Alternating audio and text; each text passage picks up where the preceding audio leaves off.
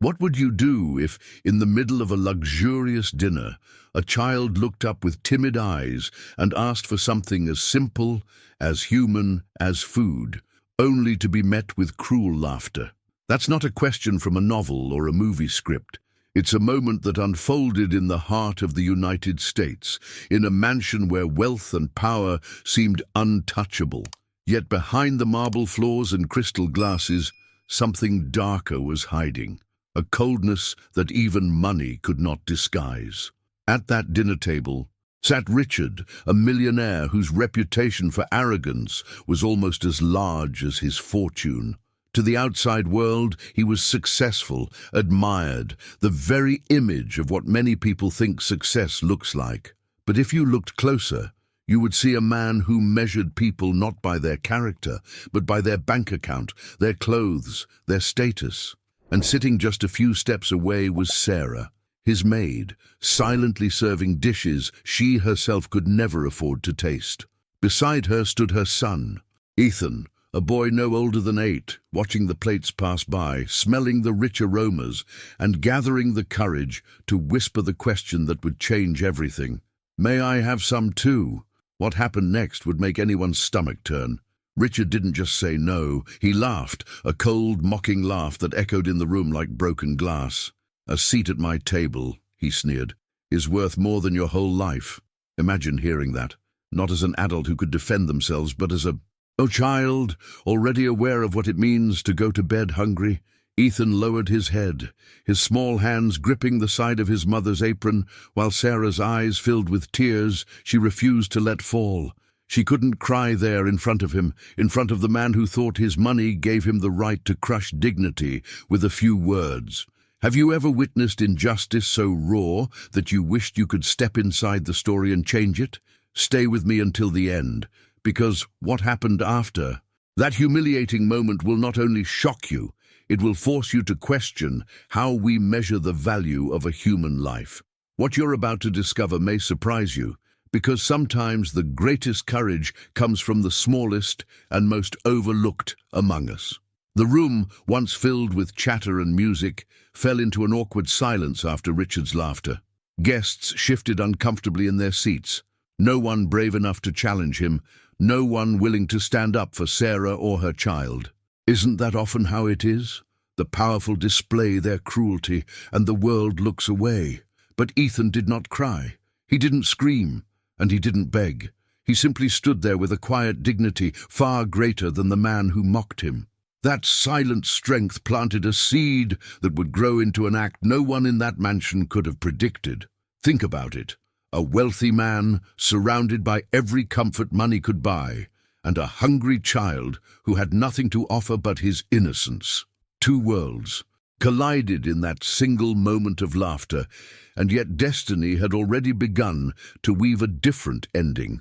You see, life has a way of turning tables when least expected, and pride has a way of shattering in the face of real courage. As the night carried on, Richard dismissed the event as nothing more than a moment of amusement, retreating to his lavish rooms with no thought of the pain he had caused. But Sarah carried her son back to the small quarters hidden at the far end of the mansion, holding him close, trying to protect him not just from hunger, but from the cruelty of words that cut deeper than any knife. And while the lights dimmed and silence settled over the grand house, no one could have imagined that within hours the roles of power and weakness would shift in a way that would change Richard's life forever. Maybe you've felt it too. That sting of injustice, that moment when you witness someone being belittled simply because they didn't have the same wealth, the same clothes, the same status. If what you've heard so far stirred something inside you, I'd love to know. Share your thoughts in the comments below. Was there ever a time when you saw someone treated unfairly and it stayed with you? Your voice matters here, because these stories aren't just mine to tell. They become more powerful when we reflect on them together. And if this narrative is resonating with you, take a moment to like this video.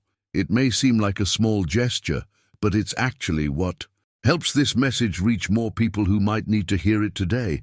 Each like is a way of saying, this story matters, and kindness should be remembered. Of course, if you want to continue following stories like this, tales that explore the sharp edges of arrogance, the quiet dignity of humility, and the surprising twists life can bring, then subscribing to the channel is the best way to stay close. Every subscription tells me that this path is worth continuing, that there's a community of people who care about learning through these powerful contrasts of wealth and poverty, cruelty and compassion. Because in the end, this channel is not just about stories, it's about us, about the way we see the world, about how much we can grow when we pause to listen, reflect and share. So stay with me, because the night in Richard's mansion is far from over, and the silence that followed his cruel laughter is about to be broken in a way no one expected. Richard Montgomery was the kind of man whose name carried weight in every boardroom on Wall Street.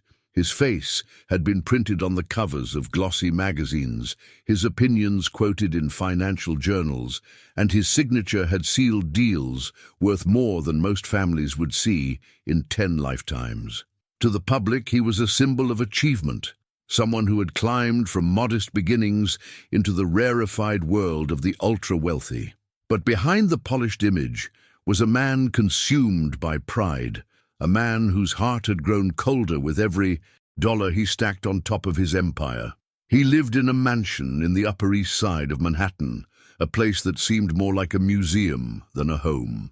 Marble staircases spiraled towards ceilings painted with imported frescoes, crystal chandeliers gleamed like stars, and each piece of furniture looked as if it had been chosen not for comfort, but to impress.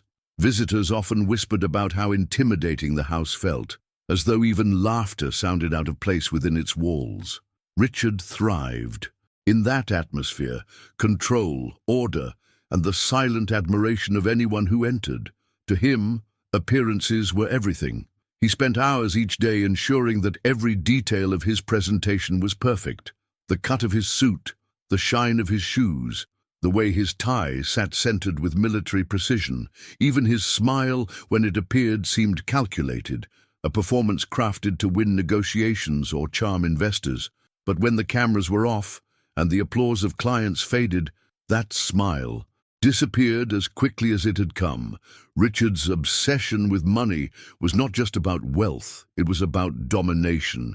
He measured success in how much higher his skyscraper of influence could rise above the rest. He believed that power came not from kindness or wisdom, but from control. Control over markets, control over people, and most of all, control over his own carefully curated image. To him, generosity was a weakness, compassion a liability. "I didn't build all this to hand it out like candy," he once snapped at a colleague who suggested a charitable donation. "People need to earn their place, and if they can't, that's their problem, not mine."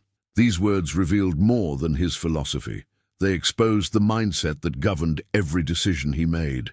Richard did not see people as equals. He saw them as tools, as obstacles, or as irrelevant shadows passing by his world of glass towers and luxury cars. The maid who scrubbed his floors was invisible to him, the driver who opened his door merely a hand attached to a uniform. He believed the world was divided into winners and losers, and he had no intention of stepping down from the throne he had carved for himself. His arrogance had become a kind of armor, protecting him from any hint of vulnerability. Where others might pause to reflect, Richard pushed forward, always demanding more. He was known for humiliating junior employees in meetings if they dared to challenge him, for breaking deals ruthlessly when they no longer served his interests, and for using people as stepping stones without a second thought. Even in his private life, control was the guiding principle. His dinners were orchestrated events, not moments of warmth. Guests were chosen based on their influence, the meals curated not for flavor, but for prestige. Every detail of the evening was designed to remind others of his superiority, to reinforce the illusion that Richard was untouchable. And yet, beneath that carefully constructed mask, there lingered something fragile.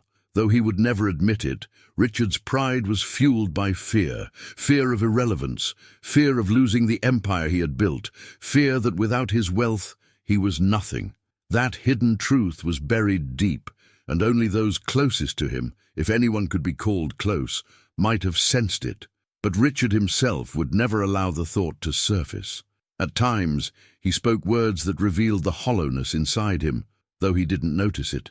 One evening, as he admired his reflection in the tall windows of his study, he muttered, "As long as they look at me with envy, I know I'm winning." He didn't realize that envy was not respect, and fear was not loyalty. New York was full of stories like his. Ambition turned obsession, transformation twisted into greed. But Richard believed his tale was different. He thought he was in control, the author of his destiny, the master of every outcome. In truth, his life was less a masterpiece and more a fragile glass. Sculpture, beautiful on the outside, but ready to shatter with one unexpected blow. He had grown distant from anything real.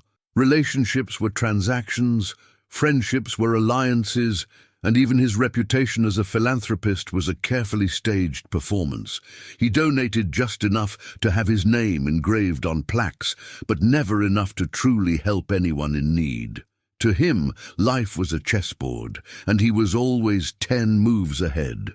This mindset seeped into his household, where every employee felt the weight of his presence. Sarah, the maid, knew how quickly a misplaced glass or a wrinkle in a tablecloth could spark his disapproval. Ethan, her son, had grown used to his mother's quiet warnings. "Don't run in the halls, don't touch anything, keep your voice down." They both knew Richard's mansion was not a home, but a stage, and they were allowed to remain only as long as they played their silent roles. The cruelty that surfaced at the dinner table when Ethan asked for food was not an isolated incident. It was the natural expression of Richard's worldview, the mask slipping for a moment to show the disdain he carried for anyone beneath him. He did not see Ethan as a child with needs or dreams. He saw him as an intrusion, a reminder that poverty still existed outside his gates, something he preferred to mock rather than acknowledge. That laughter, sharp and cutting, was Richard's weapon. It was how he reminded everyone of their place, how he kept the lines clear between those who had power and those who did not. But what he could never imagine was that his own life, so carefully guarded, so meticulously controlled, would soon hang in the balance, and the same boy he mocked would hold the key to his survival. Richard's story was more than the tale of a millionaire's arrogance. It was a behind-the-scenes look at how pride corrodes the soul, how the pursuit of control blinds a man to the hidden truths standing right before him. He thought his journey was one of triumph, but in reality, it was a slow descent into emptiness, a hollow victory built on fragile foundations.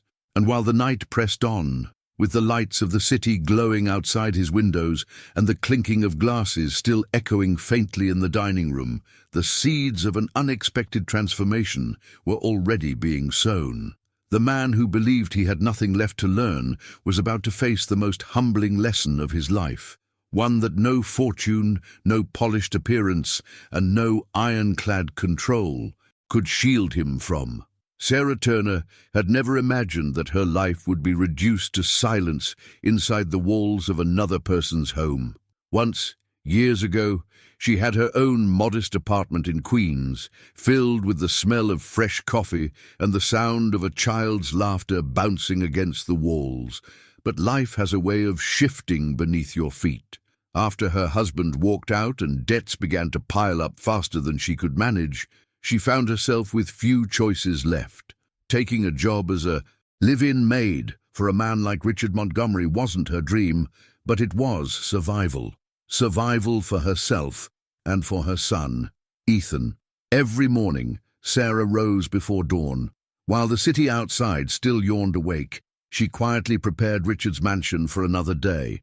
She scrubbed marble floors until they gleamed, polished silverware that would only be used once, and arranged flowers in vases imported from Europe. It was exhausting work, not just physically but emotionally. She knew she wasn't seen as a person in this house, only as an extension of the service staff, another pair of hands that kept the illusion of perfection alive. Yet through it all, Sarah held herself with a quiet dignity. She never complained, never let her son see the weight she carried. She would kneel beside him at night, smoothing back his hair, whispering softly, "We'll get through this, Ethan, I promise you." And Ethan, with the innocence of a child, would nod and smile, trusting her words even when the truth was harder than either of them could admit. Ethan was a boy of contrasts, small in stature, but with a presence that often startled people. He had eyes that seemed older than his years, as though he carried wisdom from hardships he shouldn't yet have known. At the same time, he had the purity of spirit only a child can have, the ability to find joy in the smallest things. A discarded toy car from the mansion's trash became a prized possession. A sunny patch of grass in Central Park turned into a kingdom where he was free, if only for a few hours. What struck anyone who met Ethan was his politeness. Even in hunger, even in moments of embarrassment, he always said please and thank you. Sarah had taught him that respect cost nothing, and dignity could be preserved even when everything else was stripped away. It was a lesson she lived by as well. No matter how much Richard sneered, no matter how invisible she felt, she refused to let bitterness consume her. But hunger is a force that cannot be hidden forever. Ethan's small body often betrayed the truth his smile tried to cover. At the grand dinners where he quietly stood near his mother, the scent of roasted meats and buttered rolls made his stomach twist with longing. He never complained, though. Instead, he whispered softly, almost apologetically, "Mom, do you think maybe I could have just a little bread?" Sarah's heart broke each time she heard it, because most days she had nothing extra to give. Still, she found ways to stretch what little she had.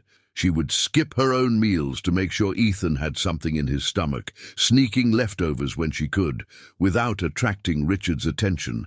And yet, even on the hardest nights, she prayed aloud with her son, thanking God for what they did have. Gratitude, she would remind Ethan, is how we remember that life can always change. Inside the mansion, they were ghosts. They lived in a small room tucked away in the back, a space so narrow that the two of them shared a single bed.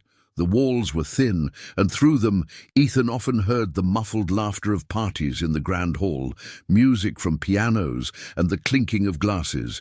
He would lie awake, his imagination turning those sounds into stories. "One day, Mom," he whispered once, "I'll have a big house too, but mine will be full of friends and kids running around. No one will be afraid to laugh." Sarah kissed his forehead, her throat tight with emotion. "One day, sweetheart, one day." She never discouraged his dreams, even when they seemed impossible, because hope was the one thing she couldn't let him lose. The contrast between their lives and Richard's was staggering. For Richard, abundance was so normal, he barely noticed it. For Sarah and Ethan, even the idea of sitting at the dining table felt like stepping into another world. That difference wasn't just about money, it was about how each saw life itself. Richard saw wealth as proof of superiority, while Sarah saw survival as proof of resilience. Ethan, in his innocence, saw kindness as wealth of its own. It was that night, standing in the dining room with the smell of food all around him, that Ethan's hunger finally overpowered his silence. He looked at the spread laid out on the table: roasted chicken, mashed potatoes glistening with butter, warm rolls steaming in baskets, and he gathered the courage to ask. His voice was small but steady. "May I have some too?" The room froze. Sarah's heart stopped in her chest, her eyes widening with panic. She had taught him never to ask, never to draw attention, because she knew the cruelty Richard carried. But Ethan had only asked for food, a child's request, simple and human. She tried to step forward, to apologize, to shield him, but before she could speak, Richard's laughter rang out like a whip, harsh, cold, echoing in the high-ceilinged room. "A seat at my table is worth more than your whole life," he mocked, his voice dripping with disdain. Sarah felt her body stiffen as shame burned through her. She pulled Ethan gently to her side, her hands trembling as she whispered, "It's all right, honey. Don't say another word." She tried to protect him, but the damage had already been done. What Richard didn't realize was that in that single moment, the entire balance of power in the mansion shifted, not in the way he imagined, but in a way that would soon reveal itself. For while he believed his cruelty had silenced them, what he had truly done was plant the seed of something far greater, the quiet strength that would soon rise in the most unexpected way. The hidden truth about dignity is that it shines brightest when it is under attack. Sarah's silence wasn't weakness, it was restraint. Ethan's bowed head wasn't surrender, it was a child's way of carrying pain without letting it turn into anger. They left the room quietly, but their story was far from over, and as the night deepened, carrying with it the weight of unspoken words and the sting of humiliation, events were already unfolding that would turn the mansion's silence into something no one present could have foreseen. The dining room was built to impress. A long mahogany table stretched beneath a chandelier that looked like a frozen waterfall of light, the kind of spectacle meant to remind everyone seated there that they were part of something exclusive. Waiters moved like careful shadows, placing plates with quiet precision. Silver gleamed, crystal sang when glasses touched, and the room hummed with the low music of privilege. Sarah stood near the doorway by habit, hands folded, posture straight, eyes lowered just enough to be invisible. Ethan lingered at her side, a small anchor in a sea he didn't belong to, trying to breathe in a way that didn't make the hunger sharper. He was polite, even in silence, nodding when a server brushed past, whispering, "Sorry," when he thought he might be in the way. Ethan's gaze kept drifting to the bread. It was the simplest thing on that table, yet to him it shimmered like a promise. Butter pooled under the warm crusts, steam rising and disappearing like secrets. He swallowed and looked up at his mother, the boy measuring his decisions with the caution she had taught him. Do not speak unless spoken to. Do not wonder, do not ask. But hunger is patient and relentless. It becomes a voice when a child has none.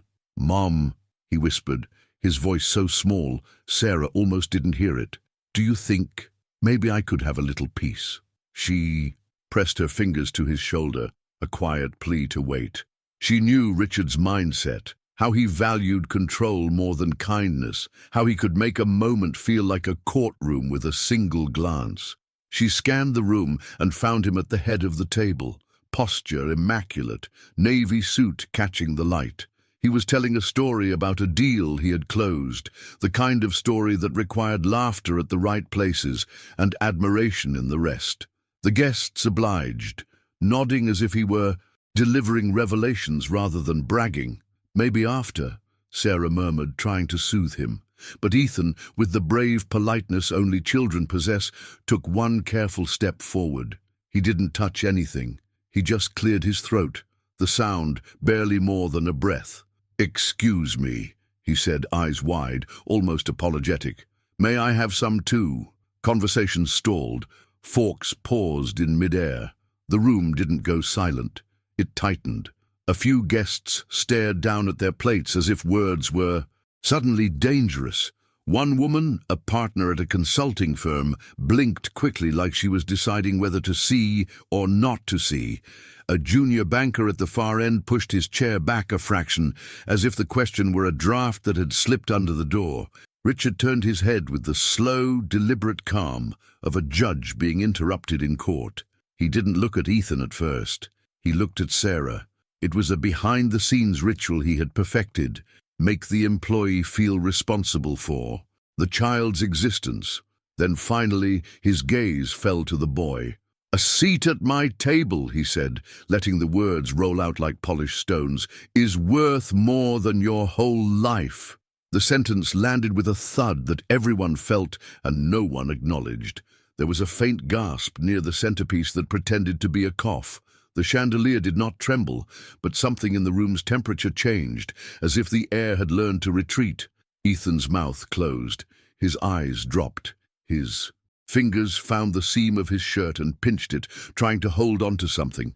I didn't mean to bother anyone, he said, the syllables shrinking as he spoke. Sarah's throat burned. Ethan, sweetheart, come here. Her voice was steady because she had trained it to be, yet it carried a tremor he recognized. He stepped back and pressed against her side like a tide finding shore. Richard smiled, no teeth, just a sharp tilt of satisfaction, and lifted his glass. The guests knew the script. A few chuckled. A few pretended to understand some joke that wasn't really a joke. One man said, "Richard, you're incorrigible," in the tone people use when they want to keep their invitation for next time. A woman at the left reached for a roll, then stopped, realizing the gesture would be a statement. She let her hand slip to her lap, as if the bread had never been there at all. From the doorway, a waiter froze with a tray of asparagus. He stared at Ethan for a sliver of a second too long, and then recovered, moving again, training years of service etched into his bones. Power requires choreography. Everyone gave it to Richard without being asked. "Sir," Sarah said softly, the word leaving her mouth like a surrender she did not believe in. "I apologize. He didn't control your child," Richard said, not looking at her now, because looking at her would have made her a person and not a problem. "This is not a soup kitchen." Ethan's voice, almost a thread, tugged at her sleeve. "Mom, I'm sorry," he whispered. "I wasn't trying to make trouble. It smelled so good." He didn't cry. He wanted to, but even in this moment, he held himself with a grace that none of the adults at that table could manage. A guest tried to break the tension. "So, about that acquisition in Dallas." His words shuffled in like a clumsy usher, and the conversation lurched forward, eager to bury the event under a fresh layer of small talk. Yet the impact remained. It hung in the air like smoke. Before a fire, a hidden truth that exposed more about the host than any headline could. In the hall, a portrait of Richard's father stared down, stern and proud, as if casting a vote in favor of what had just happened. Sarah felt the weight of that gaze as she led Ethan back toward the service corridor. She kept her chin level. The decisions she made in moments like this were always the same: preserve his innocence, protect his hope, absorb the humiliation so it wouldn't take root inside him. "I wasn't bad, right?" Ethan asked when they reached the narrow stretch of wall that separated the grandeur from the machinery of the house. "You weren't bad," she said, bending to meet his eyes. "You were hungry." He nodded, ashamed anyway, because children often carry the shame adults hand them. "I'm okay," he said, though his voice betrayed the lie. "I don't need it." "Let me find something," she replied, brushing his hair back. "I'll make you a sandwich." Back in the dining room, the laughter, and came back, louder than before, as if volume could prove that nothing uncomfortable had occurred. But a few guests were no longer fully inside the performance. The woman who had reached for bread had a tightness around her eyes. She glanced toward the door where Sarah and Ethan had disappeared, and then stared at Richard, as if cataloguing what she had witnessed for a future she didn't yet understand. The junior banker stared into his water, seeing for a moment a reflection he didn't like. He imagined telling his mother about the evening, and he could already hear her saying, "And what did you do?" He would have no answer. Richard resumed his story, something about an underperforming division he intended to trim. He used the word like a gardener discussing hedges that had grown undisciplined. "I told them," he said, "results are not suggestions." Heads bobbed with practiced admiration. He was charming again, the old spell reset. The table obeyed, but something had shifted in the architecture of the night. The room knew it, the staff knew it, and without quite understanding, even Richard knew it, because cruelty that lands cleanly always leaves a trace, like a fingerprint on crystal. In the pantry, Sarah's hands worked methodically, grateful for the ritual of doing. She found a small loaf, sliced it, spread a thin layer of butter and jam, and wrapped the sandwich in a napkin, her movements quiet but decisive. Ethan sat on a crate of linens, his knees drawn up, eyes on the door as if it might scold him for existing. "I can take little bites," he said in a hush, as if he could make himself smaller by eating more carefully. So it lasts longer. You'll eat, she replied, placing the sandwich in his hands. And then you'll sleep. Tomorrow is a new day. He managed to smile. Thank you, Mom.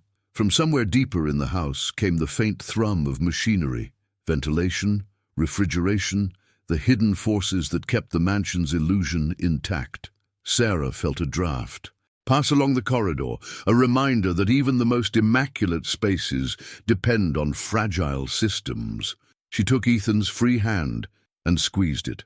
For a second, her mind wandered to the journey that had brought her here. The apartment in Queens, the decisions she made to keep the lights on, the mindset she had built to survive where compassion was scarce.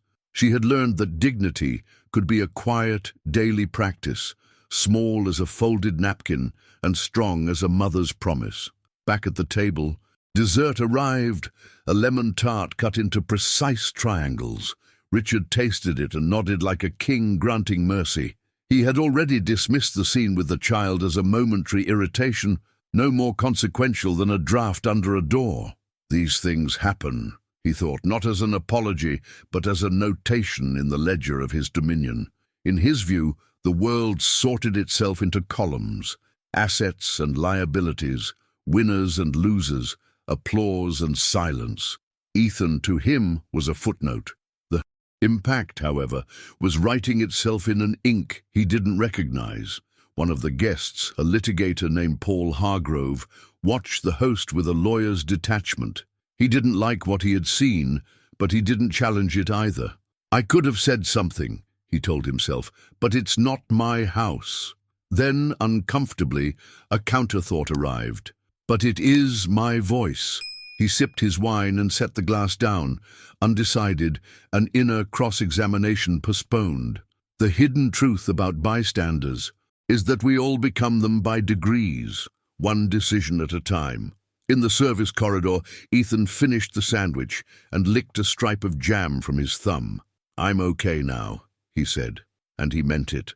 Not because the hunger was gone, but because he had chosen not to let cruelty define him. The resilience in him wasn't loud, it didn't announce itself. It lived in moments like this. Finished crusts, folded napkins, a steady breath. Sarah cleaned the crumbs with the corner of a towel. We'll rest, she murmured. Big day tomorrow. He leaned into her side. Do you think he hates me? No, she said, and on that point she adjusted reality to protect what mattered. He doesn't see you. That's different. She kissed the top of his head. And you are worth seeing. Somewhere between dining room and corridor, the mansion exhaled. Nights in houses like this often carry an illusion of permanence, as if wealth guarantees safety, as if certainty can be purchased like art. But security systems can fail. Old wires can spark. A decision made in haste can echo in rooms not built for echoes. The journey of a night can change direction with the smallest flicker. Sarah guided Ethan toward their narrow room, the sound of his sneakers soft against the runner. She turned off lights as she went, one by one, reclaiming small patches of darkness from a day that had exposed too much. In the quiet, the city's heartbeat seeped in, sirens in the distance, a taxi horn, the low rush of air from the vents. Ethan crawled into the bed and tugged a blanket up to his chin. I'll be right here, she said. I know. Back at the long table, coffee arrived, and with it a fresh wave of laughter that tried a little too hard. Richard rose to speak a final word about confidence and vision, phrases he had minted and spent so often that they had become currency among his circle. He caught his reflection in the window and smoothed his tie. This, he thought, surveying the room, is control. He felt the satisfaction of a man who believes the narrative still belongs to him. But the narrative had been disturbed, its seam loosened by a boy's small request and a cruel answer that would not vanish. Power had revealed itself in a harsh light, and once you see that shape, you cannot unsee it. The room knew, the guests knew, in quiet places they would revisit later. Sarah knew deeply and without triumph, and Ethan, though he would sleep, knew in the way children do, storing the evening not as bitterness, but as a map, a place he would not become. The chandelier held its posture, crystals unshaken, as if endurance were its only duty. Beyond the glass, Manhattan pulsed, unaware of the private fracture that had opened inside the Montgomery mansion. Yet fractures have a momentum of their own. They travel along hidden lines, they search for stress points, and if you listen closely on a night like this, you can hear the first faint hint of what comes after. Something that begins as a whisper in the walls and grows until even the most powerful man at the head of the table has to look up and notice. The sound of Richard's laughter lingered long after it had stopped, like the echo of a cruel bell that refuses to fade. It clung to the corners of the grand dining room, bouncing off the polished surfaces and gilded frames, poisoning the air in a way that even the finest perfume couldn't disguise. The guests tried to push forward with conversation, raising their voices just slightly louder, but everyone knew something had shifted. The evening's glamour had cracked, even if only for a moment. Sarah stood frozen, one hand still resting lightly on Ethan's shoulder, her knuckles white from the effort of appearing composed. Her heart hammered in her chest, but she would not let the tears fall. Not here, not in front of Richard. Not in front of the people who had chosen silence over decency. She had learned long ago that humiliation became heavier when others saw you break. So she swallowed. The sting blinked slowly and pressed her lips together until they trembled no more. Ethan, however, did not cling to her in despair. Instead, he drew in a breath and lowered his head, not out of shame, but out of something far quieter, far stronger. He would not argue, and he would not plead. "It's okay, Mom," he whispered, so softly only she could hear. "I'm fine." His words, simple and fragile, carried more dignity than anything Richard had spoken all evening. The boy's calmness stunned Sarah. She knew his stomach ached with hunger, that his small body was weary from days of meals too light to sustain a child his age. But still, he refused to let cruelty define him. He carried himself with a kind of grace that no wealth could buy, a hidden truth that Richard, with all his arrogance, would never understand. Sarah straightened her posture, matching her son's quiet resilience. Her eyes glistened, but she didn't wipe them.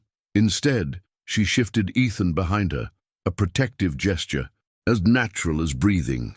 The pain inside her was sharp, but there was pride too. Pride in the boy who had spoken with courage, even if it had been answered with ridicule. Pride in the fact that, despite everything, his kindness hadn't faltered. The silence that followed was not the peaceful kind. It was heavy, uncomfortable, like a veil that suffocated everyone in the room. The guests, eager to escape it, busied themselves with their forks and glasses, pretending to be engrossed in the details of Richard's new story. But deep inside, each of them knew what they had witnessed, and knowing is something you can't undo. One guest, a woman named Caroline, forced a laugh at Richard's remark, but her eyes betrayed her discomfort. She glanced at Ethan quickly, then looked away, ashamed of her own inaction. Another guest, Paul, chewed slowly, the food suddenly tasteless in his mouth. He thought of his own son, about Ethan's age, waiting for him at home with a plate of macaroni and cheese. A small voice inside whispered, "What if that had been my boy?" But he didn't speak. He stayed silent, like everyone else. Sarah's pain deepened as she realized no one would stand for them. No one would offer so much as a piece of bread to ease her son's hunger. She wondered how people could be so educated, so successful, yet so blind. Her chest tightened, but she pushed the thought away, focusing instead on Ethan's small hand gripping her apron, steadying her, reminding her that she couldn't falter now. For Ethan, the sting of Richard's words burned, but not in the way Richard intended. The humiliation didn't crush him, it forged something stronger. He told himself he wouldn't give Richard the satisfaction of tears. He would not let a man's cruelty tell him what he was worth. "I don't need it," he whispered again, more to himself than to his mother. "I'll be okay." And in that moment, the contrast between Richard and Ethan became impossible to ignore. On one side sat a man who had everything, wealth, power, influence, yet lacked the simplest grace of humanity. On the other stood a child, with nothing but hunger in his belly and courage in his heart, choosing dignity when it would have been easier to break.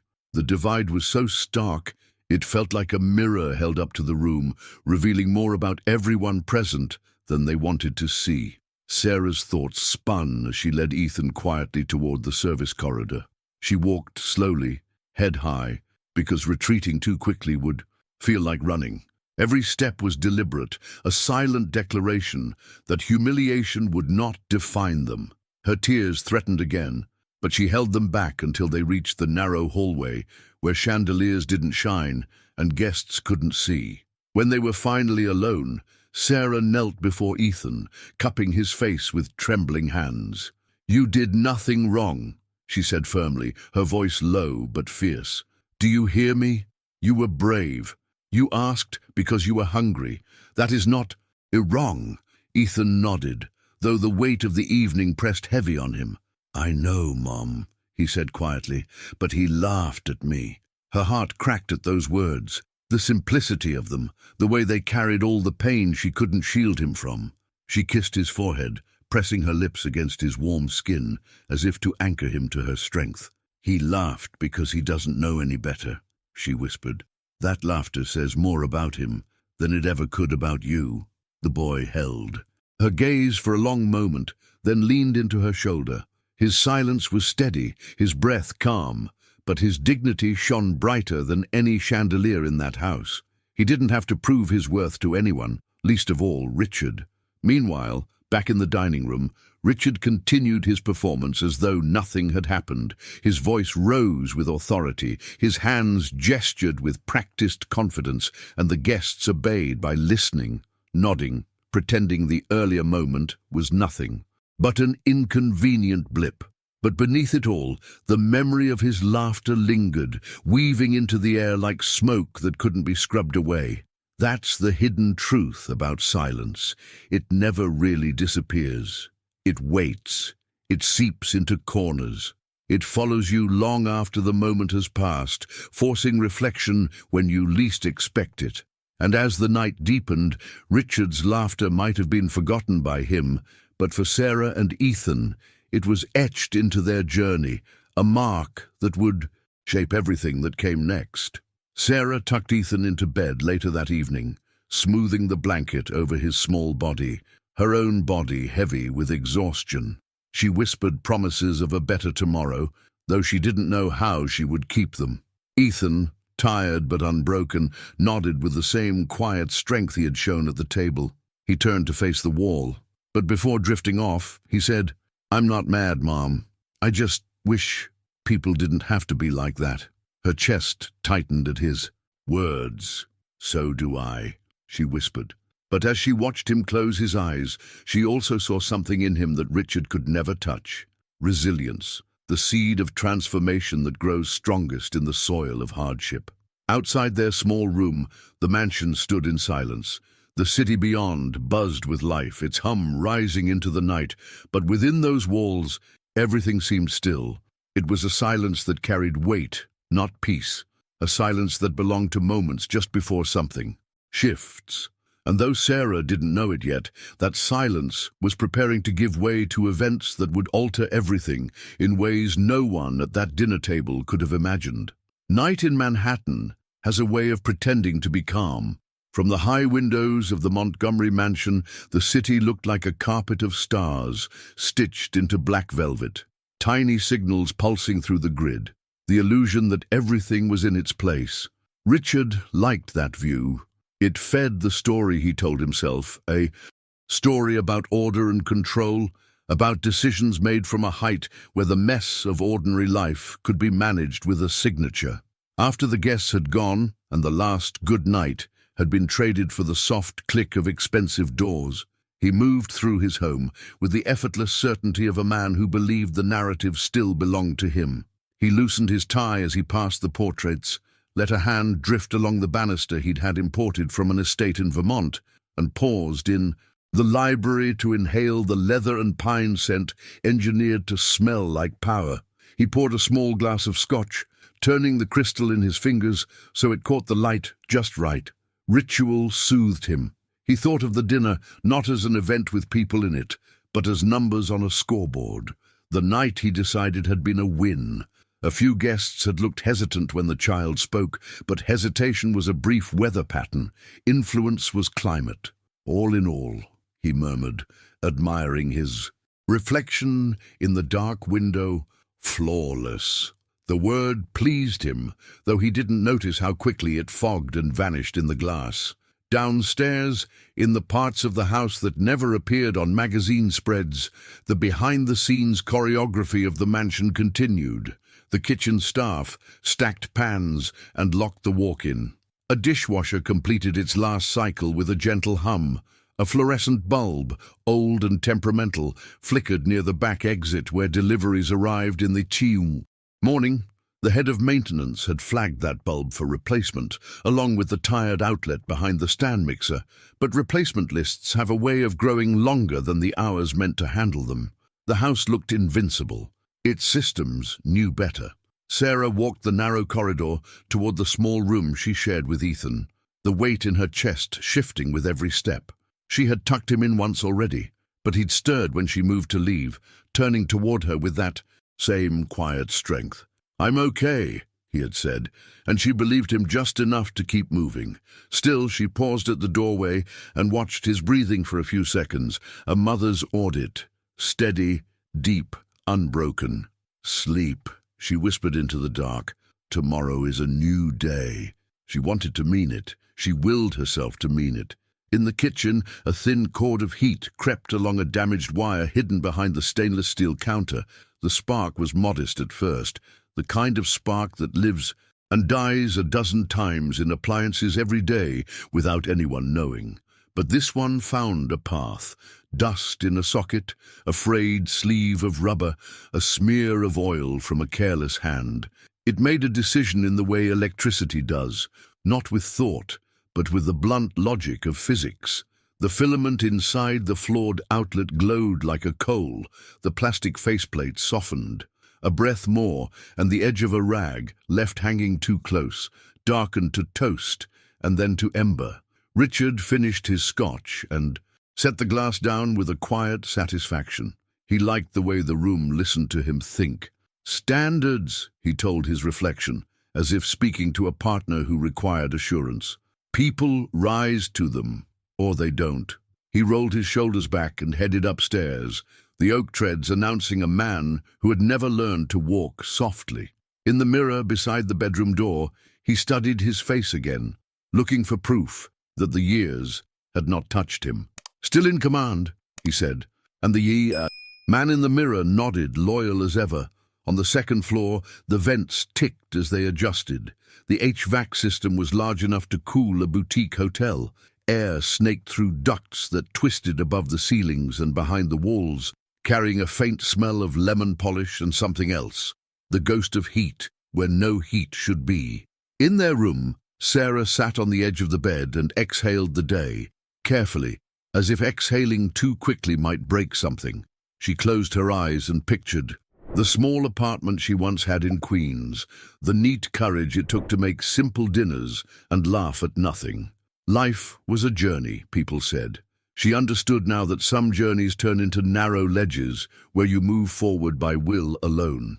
Ethan, not fully asleep, heard the house murmuring to itself, the low rumble of the boiler, the faraway elevator settling, the whisper of night air sliding along the edges of windows. He liked to map those sounds. "I can tell where we are by the noises," he had confided once. "Like the house is a forest, and I'm listening for animals." Tonight, the forest had a new hush to it. Not louder exactly, closer. He cracked one eye and saw the hall light strip the bottom of the door. "Mom," he said into the pillow, half awake, "do you smell something?" Sarah opened her eyes. For a moment, everything seemed normal. Her senses slowed by fatigue and the haze of emotion she'd kept locked behind her ribs.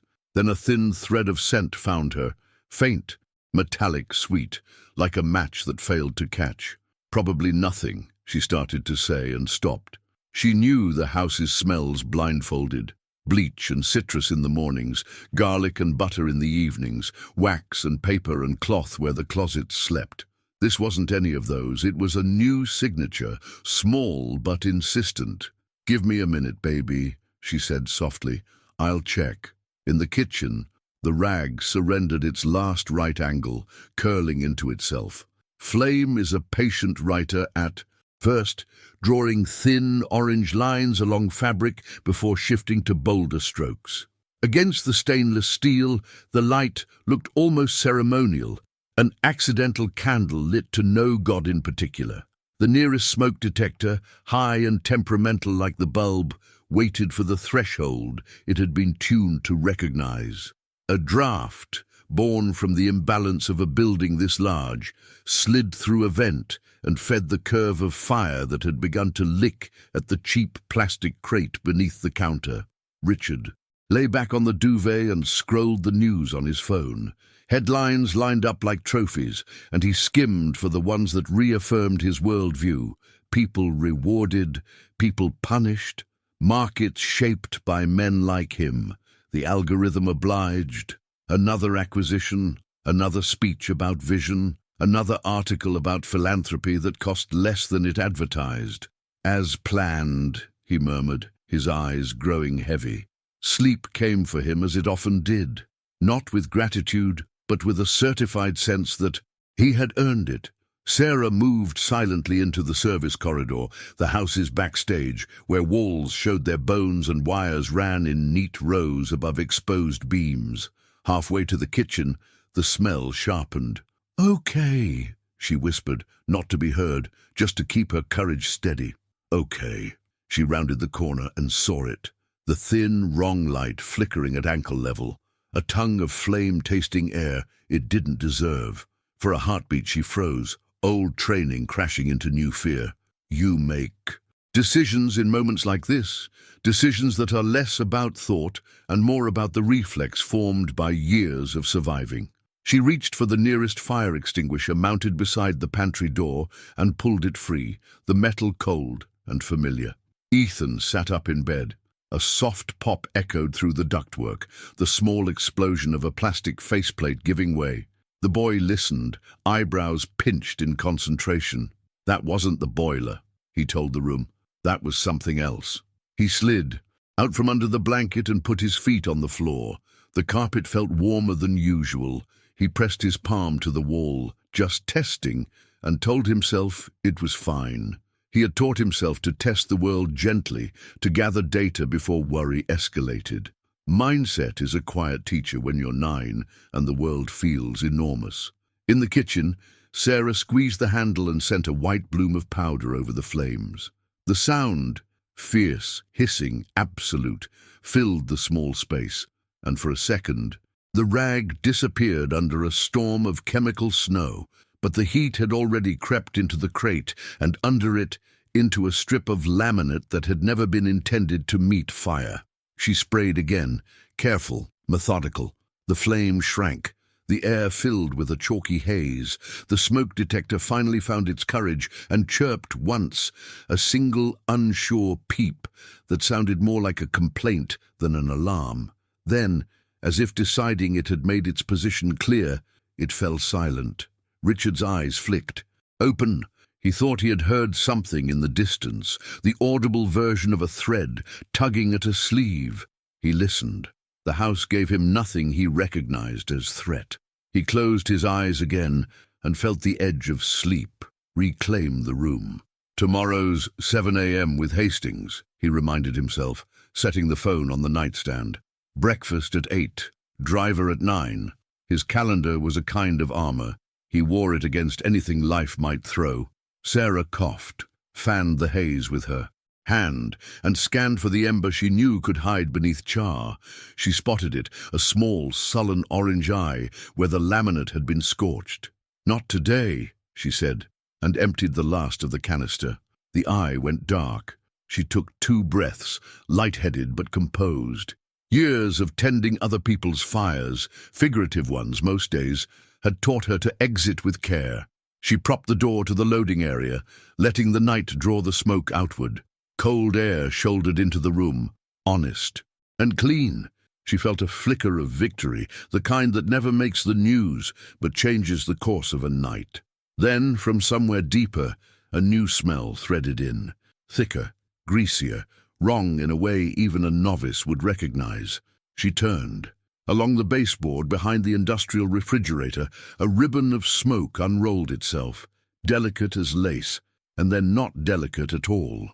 The extinguisher she'd emptied sat heavy and useless in her hand. "Another one," she whispered, scanning the wall for the second red cylinder she knew should be there. It wasn't. The bracket was empty. A note from the maintenance log, back-ordered, due next week, flashed through her mind with perfect, unhelpful clarity. Ethan opened the door of the small room and stepped into the corridor. He hesitated, listening with that forest sense he trusted. The hallway looked the same, but the air had shifted to something he associated with burned toast and old batteries. "Mom!" he called, not loud, his voice barely. Traveled beyond the doorframe. The answer didn't come right away. He took a single step, then another, rehearsing the promise he had made himself about not wandering unless he had to. He had to. Upstairs, a notification bloomed on Richard's phone, a security app pinging a minor anomaly near the kitchen. The alert appeared without the courtesy of sound. He had set the phone to silent during dinner and never changed it back. The screen brightened the nightstand for 3 indifferent seconds and then fell dark. Richard turned on his side and pulled more of the duvet over his shoulder with the entitlement of a king who misunderstands the loyalty of his castle. Sarah grabbed a towel, soaked it under the prep sink, and pressed it against the baseboard, listening for the snap and whisper of fire eating things it shouldn't. Steam rose. The towel sizzled. For a second, the smoke paused, then fattened and darkened as heat found a new path upward through the hollow of the wall. She glanced around the kitchen, her mind assembling a map of flammables, oils, packaging, the wooden crate by the bulk flour bin, the cardboard sleeves stuffed near the recycling. Fire is a strategist when given an opening. It looks for allies. "I need help," she said to no one and everyone, and pulled the wall phone from its cradle, a direct line to the guard at the front gate. The handset gave her a dial tone, and then a crackle of static. She dialed. It rang once, twice. "Come on," she urged. "On the 4th. "Ring," a groggy voice answered. "Montgomery Estate, night security. Marcus, it's Sarah. I've got a fire starting in the kitchen wall. I need you to call 911 and come back with the master extinguisher. Now." He woke on the other end in a breath. "On it," he said. "You out?" "Not yet. Ethan's upstairs. I'm containing what I can." "Copy. 2 minutes." She hung up and wet another towel, mind racing through contingencies. The decisions that look small from far away become entire worlds up close. Which door to prop, which light to flip, which corridor to block with a bin so smoke doesn't travel where it shouldn't. This was a different kind of management than the one Richard admired. A management without applause, a mindset built on triage and clarity. She set a heavy metal pan across the floor to prevent flames from crawling along the baseboard and opened the walk-in to chill the air, using the refrigerator's breath as an ally. Ethan reached the bend in the corridor and paused. He could see a thin fog ahead, illuminated by the exit sign's glow. He knew smoke moved faster than people believed. He'd learned that from a school drill that felt silly then and essential now. "Mom?" he called again, louder, and then he saw her, silhouette in a wedge of bright, moving like someone conducting an orchestra with limited instruments and too much at stake.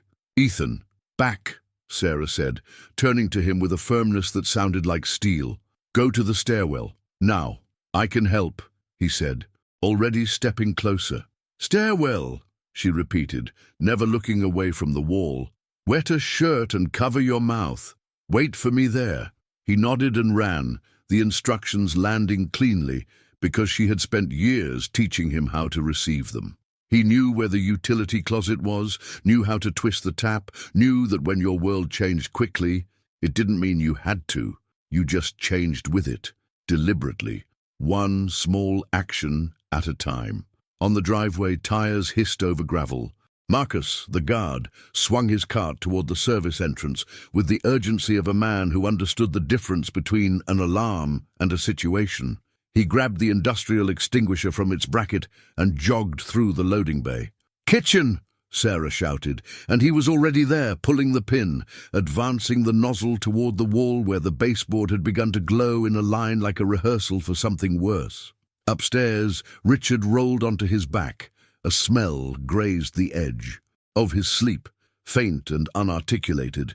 His brain offered possibilities too mundane to prompt action: overheated laundry, a candle somewhere in a guest bath. He drifted between dreams, where he won arguments, and mornings where he was greeted with the world he expected. Coffee hot, schedule precise, city obedient. He didn't see that the story had loosened its spine. Hidden truth tends to announce itself in small auditions before the main act. Marcus swept the nozzle side to side, a white curtain, descending over the line of heat. The sound was a blunt, decisive roar. The smoke thickened, then retreated, then thickened again from a new seam where the wall met the appliance. "It's in the cavity," he said. "We need the fire department to open it." "I called," Sarah replied, grabbing a second towel. "They're on the way." She coughed and stepped back, calculating air more carefully now. "Ethan?" "Stairwell," he answered, voice echoing from the hall. "I'm here." "Good. Stay." She heard him. Settle on the steps, felt the invisible line connecting them tighten, a cord stronger than fear. A small betraying rattle moved through the ductwork. The HVAC, sensing heat, tried to correct the imbalance, the way a body tries to regulate fever. It drew air, tugging smoke with it, diluting and redistributing what should have been contained. In the library, a vent exhaled a thread of grey that spread itself along the ceiling like a thin film no one had ordered. In the bedroom, a faint haze expanded the way cold breath expands in winter. Richard's nose twitched. He opened his eyes and finally sat up, the first decision of the night that didn't center his comfort. "What is that?" he said aloud, voice groggy and irritated in equal measure. He swung his legs to the floor and stood, annoyed by the unfamiliar feeling of not understanding his own house. He reached for the door, opened it, and felt the corridor breathe against his face. Warm, flavored with something that didn't belong. "No," he said, "to the air or to the idea that anything could be wrong here. Not tonight." Below, the kitchen made a new sound, low and persuasive, the crisp, hungry whisper of flame finding dry wood beyond the reach of foam. Marcus cursed under his breath and adjusted his stance. Sarah scanned the room and saw the next move forming, the way chess players claim to see 8 turns ahead. The fire wasn't big yet, but it had learned the map of the mansion faster than anyone had hoped. It had ambitions, and ambition paired with oxygen writes a story very quickly. Ethan, breathing through the damp cotton, watched the corridor as if it were a stage where a different script had finally been allowed to speak. He felt fear, yes, but he also felt a clarity he didn't expect, a calm that came from knowing exactly who he needed to be. "Please be okay," he whispered, and meant the house and his mother, and even the man upstairs, the one who had laughed and now would have to listen. The stairwell light glowed above him. The night tilted. The journey of the mansion had shifted from spectacle to consequence, from control to revelation, and whatever came through those doors next would carry the weight of that change into every room it touched. Ethan sat on the stairwell landing, the damp t-shirt pressed over his nose and mouth, listening to the house like it was a living thing trying to make up its mind. The corridors breathed with a low, unsettled hush. The vents clicked. The exit sign hummed softly, a tiny lighthouse in the haze. He could hear his mother in the kitchen, the firm rhythm of her decisions turning panic into tasks. "I'm here," he called when she checked for him, and the words steadied him as much as they reassured her. The thought that he was helping, just by staying put, just by being someone she didn't have to worry about, made his chest lift. But then a draft pushed through the hall, and the air changed, warm and metallic. The smoke, thin before, thickened into bands he could see. Somewhere above, a door thumped and then went quiet. It was the kind of quiet that didn't belong in a house this big. He stood, slow and careful, the way he'd seen deer rise in a nature documentary. Alert but not wild. The mindset he trusted was simple. Be small, be smart, do the next right thing. He wet a second shirt at the utility sink and wrung it until the water ran in a bright line along his wrist, then draped it over his shoulders. 2 masks, he told himself, like a kid repeating a new spell. He glanced down the corridor toward the kitchen and then up the flights of stairs that led to the bedrooms where the important people slept. He didn't think of the man by name. He thought of the room and the distance and the smoke already making choices for the house. The decision came to him like stepping from one stone to the next in a shallow river. Mom can't leave the kitchen, he reasoned, not to excuse himself, but to see the board clearly. The guard's here, but he doesn't know the upstairs. I do. He pictured the hallway outside Richard's suite. The runner with the blue border, the heavy door with the bronze lever, the angled wall where the light switch lived. He knew how to move there without making a sound because he had practiced invisibility every day. This was the hidden truth of his behind-the-scenes training. All the quiet he'd learned could be turned into action without anyone teaching him how. He took the stairwell 2 steps at a time, staying close to the wall where the air felt cooler. On the first landing, the smoke was a whisper. On the second, it was a sentence. By the third, it was a paragraph he had to push through to read the hallway beyond. He crouched low and felt the carpet with the back of his hand, the way his teacher had shown his class during a fire drill. Warm, not hot. He pressed his palm to the bedroom door. Warm again. "Okay," he breathed and knocked. "Mr. Montgomery." His voice was just loud. Enough to be a sound and not a shout. "Sir." A cough answered, hoarse and confused. The lever turned and the door opened a slice. Smoke peeled into the room like spilled ink. Richard appeared in the gap, bare feet, cufflinks still in his shirt, eyes narrowed as if he might negotiate with the air. "What are you doing up here?" he said, the question trying to stand on old authority and failing. He took a breath to scold and found it stung. He coughed, staggered, and braced one hand against the jam. "This is," he began, and then the corridor's grey thickened and he blinked hard as if his vision had decided to lie to him. "Where's Marcus? Where—" The sentence broke apart. Ethan didn't flinch. "There's a fire," he said, as plainly as if he were telling time. "You have to get low." He tugged the extra wet shirt from his shoulders and held it up. "Cover your mouth." Richard looked at the child and then at the hall, still trying to arrange a world in which he was not at risk in his own. Home. He swayed instead. The heat yammered at the ceiling now, and a sound like a rushing sigh moved inside the walls. For a second, his face changed. The man who always knew what to do looked like someone asking permission to be human. "I can walk," he insisted, taking a step and grabbing the doorframe again when his knee buckled. "I'm fine." Ethan shook his head with a calm that didn't belong to the age printed on his school records. "You have to crawl," he said. "It's cleaner down there." He dropped to his knees and pulled the wet cotton over his own face again. "Follow me." Richard coughed so hard he folded, and the wet shirt in the boy's hand became not an instruction, but a rope. Ethan pressed it against the man's mouth. "Breathe through this," he said, urgent but not frantic. He pointed to the floor. "Down!" Somewhere below them, a door banged open and a voice shouted, but the words arrived thin and far. The heat found a new seam, and the hallway changed color at the edges. Ethan grabbed the hem of the duvet from Richard's bed and yanked it into the corridor, spreading it like a sled. He'd seen movers use blankets to slide furniture across polished floors. "Lie here," he said. "I'll pull you." "I'm not—" Richard tried again, and tried to stand to prove it. His head swam. The room tilted, then the hall, and then he was half kneeling, half falling onto the blanket as the smoke found a shape he could not outthink. Ethan braced his heels against the runner and pulled. The blanket slid a foot, then another. He felt the drag of the man's weight and the give of the thick carpet, and he did not allow either to become a reason. He wrapped the free corner around his wrist and leaned his whole small body backward, turning himself into a counterweight. The blanket moved with a little more mercy.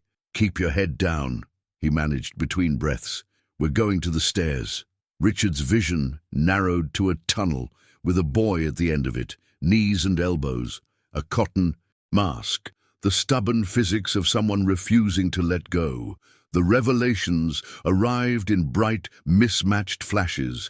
The chandelier he owned and never looked at now an offense. The sound of his own breath, a scraping gate. The child he had mocked pulling him like a tugboat, hauling a blinded ship. A sentence from his father rushed up, "Be a man." And for the first time it did not sound like strength. It sounded like a dare he didn't know how to take. They inched down the hallway, Ethan checking the carpet, with his fingertips for heat, keeping his face close to the floor where the air had not learned all the fire's new grammar. At the first bend, the smoke was thicker. At the second, the air thinned enough that Ethan could hear his mother's voice somewhere below, calling his name and then stopping herself, as if she knew she shouldn't pour more worry into the air than the building already held. "I'm here," Ethan called, one syllable that felt bigger than his lungs. "Second floor. Keep moving." Sarah's voice, strong, steady. She had that talent, the power to make a sentence carry structure. He pictured her hand for a second, how it felt when she pressed his hair back, and then put that picture away carefully and pulled again. The stairwell door loomed through the haze, its metal edge cool against his hand. He pulled Richard the last feet to it and tried the handle. It turned. Fresh air lifted along the risers, thin and bright, a promise and a warning. He wedged the door open with a heavy planter he knew lived on the landing. "Feet first," he told Richard, and slid the blanket until the man's legs found the top step. "Hold the rail." "I can't see," Richard said, not as a complaint, as a fact he had never had to face. "I can." Ethan pressed his shoulder under Richard's ribs, the way he'd seen older kids help a hurt teammate on a soccer field. One step, then another. They began the descent together, a slow, awkward choreography of weight and leverage, the blanket bunching and unbunching, Richard coughing behind the wet cotton, Ethan counting the steps in his head the way he counted seconds when holding his breath underwater. 4, 5, 6. At the seventh, a swirl of smoke chased them into the stairwell and curled against the ceiling. Somewhere above, glass popped in a sound like knuckles cracking. Ethan tightened his grip. "Almost there," he told the man when the flight ended, and realized they had 2 more flights to go. He adjusted. "Almost there for this part." On the second landing, Marcus appeared like a linebacker from a mist, extinguisher in one hand, a portable radio squawking on his shoulder. "I've got him!" he called, and then he saw who had the man, and his face made room for surprise and respect at once. "Good job, buddy," he said, words concise because the house didn't have time for speeches. He shifted to take some of Richard's weight and looked the boy in the eyes. "You leading?" Ethan nodded. "To Mum," he said, and they moved again, a 2-person rescue team with the title roles reversed. The impact of that image would land later. For now, the scene was only momentum and breath. They cleared the final flight and spilled into the service hall, where air moved with a kind of purpose again. Sarah was there, hair damp with sweat, face streaked with the grey of work. No one applauds. For a moment, seeing the blanket and the bare feet and the hands, she didn't register the shape on top of it. She registered the boy. "Ethan," she said, the name a prayer and a command in one. She dropped to her knees, ran her hands over him as if he might have lost parts in the smoke, then turned to the man he was dragging. "Sir," she said, voice even, "you're safe." Richard coughed, the wet shirt slipping from his mouth. He blinked hard, eyes watering as if trying to wash away a truth that had finally come into focus. "You," he managed, looking at Ethan as if he'd never been a child, standing at the edge of a dining room, asking for bread. The revelation arrived, not with fireworks, but with a sober, cold light. The boy he had discounted had just redrawn the map of what mattered. "Keep him upright," Marcus said, taking the rest of Richard's weight. "EMS will meet us at the loading bay." He glanced toward the kitchen, where an orange pulse licked the edge of the door, like a feral thing testing a fence.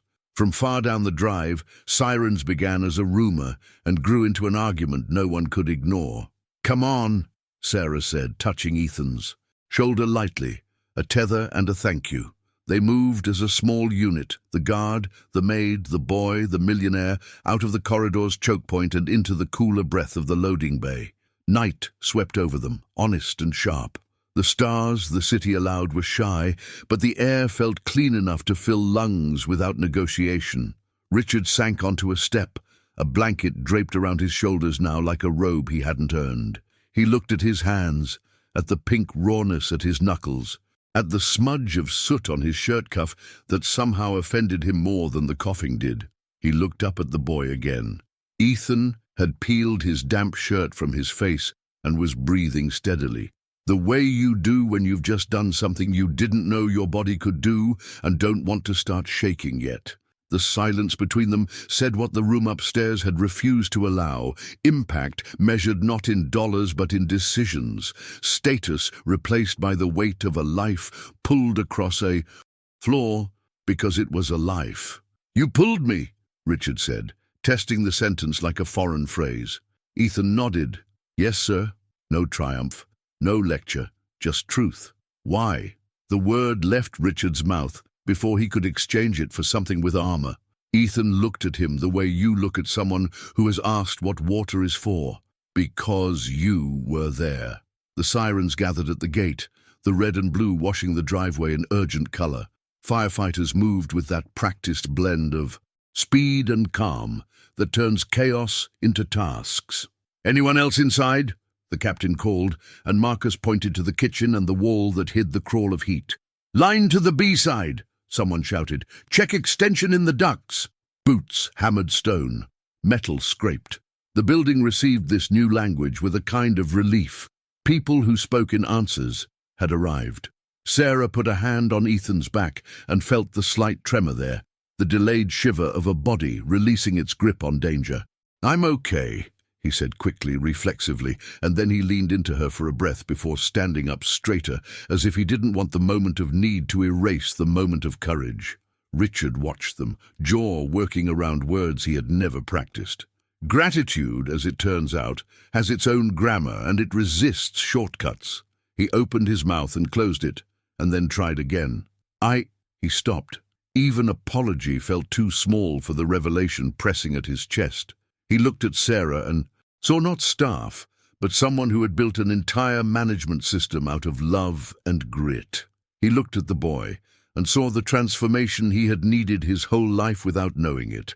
The proof that value has nothing to do with the table you sit at and everything to do with who you become when the room fills with smoke. "Sir," a paramedic said, kneeling in front of him, "let's check your oxygen." She clipped a sensor to his finger and wrapped a mask over his mouth and nose with infrastructure quiet efficiency. Deep breaths. He obeyed, not because she asked, but because he finally understood he could not command air. Ethan glanced back toward the open bay, where firefighters disappeared into the house he had mapped by memory and footsteps. He felt the pull to go help again, and stood still instead, the decision as brave as the sprint upstairs had been. He was 9, and he had already learned one of adulthood's private rules. Sometimes courage is running in, and sometimes courage is letting others take it from here. The radio cracked. "Fire through the wall cavity, checking attic." The captain's voice was brisk. "We'll get a stop on it." Another firefighter guided Sarah and Ethan further from the door, into the circle of neighbors gathered at the curb, faces lit by the rotating lights. The city's normal night interrupted by a different kind of spectacle. A woman in a robe held a small dog and asked if everyone was okay. Sarah nodded and then looked back, her eyes fixed on the kitchen entrance, like a person watching a stage where the act had changed, but the story hadn't finished. The journey, she knew, wasn't measured only by the flames. It was measured by what would be said after, by what would or would not change, when the house was aired out and the carpets were cleaned and the insurance adjusters had their turn. Richard lowered the oxygen mask and looked at Ethan one more time, his voice lower, unpolished. "You saved me." The phrase was heavier than it sounded, dense with the weight of a hidden truth that refused to be ignored now. A life he thought could be insulated by systems and status had been interrupted and restored by a child he had tried to make invisible. The boy didn't bow or shrug. He just met the man's eyes and held them for a beat that was neither long nor short, just enough to let the impact land. From the driveway, a firefighter called for more line, and the building answered with a gust that smelled of wet ash. "And lemon cleaner," Knight continued, unbothered by human revelations, generous enough to give space for them anyway. The house would tell the rest of its story in smoke patterns and blistered paint, and the black lines fire leaves to prove what it touched. The people outside would tell theirs in the language of breath and choices, in the private recalibrations that happen after a shock. Ethan reached for his mother's hand, squeezing once the way he had learned to say, "I'm here," without words. She squeezed back and then looked past him to the man sitting on the step under a blanket, a man who finally looked like someone who might listen. The engines idled, the radios murmured, and a thin, dawn-colored edge began to show itself behind the skyline, not bright enough to be morning, but enough to suggest that what came next would require a different kind of light. Richard's first clear thought arrived as a weight rather than a sentence, like waking under a quilt you don't remember choosing. The oxygen mask pressed softly against his face, the elastic a reminder that breath, once assumed, had become supervised. The red-blue wash of emergency lights moved over the loading bay like slow tides. Voices threaded past him, calm, coded, efficient. He blinked hard, and the world focused by degrees, the crease of the blanket draped over his shoulders, the scuffed edge of the concrete step beneath his bare feet. The outline of a boy standing near the open bay door with damp hair and soot. Smudged along his temple, a boy whose quiet steadiness felt impossibly familiar and newly electric. The recognition arrived a half-beat later than it should have. Ethan, the maid's child. The same child he had laughed at from the head of his table, as if approval were a currency he could hoard. "Sir, keep breathing steady," the paramedic said, a pulse oximeter glowing like a tiny harbor light at the tip of his finger. He obeyed because her tone left no room for argument, and because, in this moment, he had none to offer.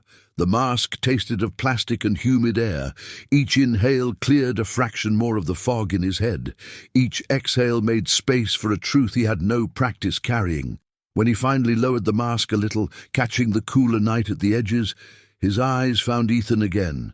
The boy wasn't fidgeting. He wasn't posing for praise or scanning the crowd for witnesses. He stood with his mother's hand looped lightly in his, relaxed and alert, as if courage were something. "You wear the way you wear a small backpack, present useful, not the point of your outfit." "You pulled me out," Richard said, more to confirm the reality than to compliment it. The words sounded too thin for the moment, a receipt where a ledger belonged. Ethan nodded once. "Yes, sir." "Why?" The question escaped before he could shape it into something safer. He heard the childishness in it, the need to make sense of a rescue he had not earned. "Because you were there," Ethan answered, as if explaining gravity. He didn't add anything about the dining room or the laughter or the bread. He didn't need to. The hidden truth worked best without editorial. Shame arrived with a precision none of Richard's spreadsheets had ever achieved. Not the hot, defensive shame that looks for cover and counterattack, but the colder kind that lands like a mirror where a wall used to be. He saw himself not as a titan framed in mahogany and glass, but as a man coughing on a blanket, while a 9-year-old recalibrated what survival meant. Memory flooded him with the scene at the table, the line he'd delivered because it sounded sharp, the laughter he'd accepted like applause, the way power had become a performance at the cost of his own humanity. He swallowed hard and felt the dry ache of smoke in his throat, the ache that insisted on honesty. "I was wrong," he said, quietly at first, because the sentence felt awkward in his mouth, unused. He turned toward Sarah and forced himself not to glance. Away. "I was Wrong. The second time had more weight, less performance, almost a shape he could stand inside. Sarah didn't rush to accept it. She didn't perform injury or magnanimity. She studied him the way one studies a machine after it has failed, checking for the part that had actually broken. "You're breathing," she said evenly, an assessment rather than a bomb. "That's what matters right now." She turned to Ethan, brushing a smudge from his brow with her thumb. "You okay?"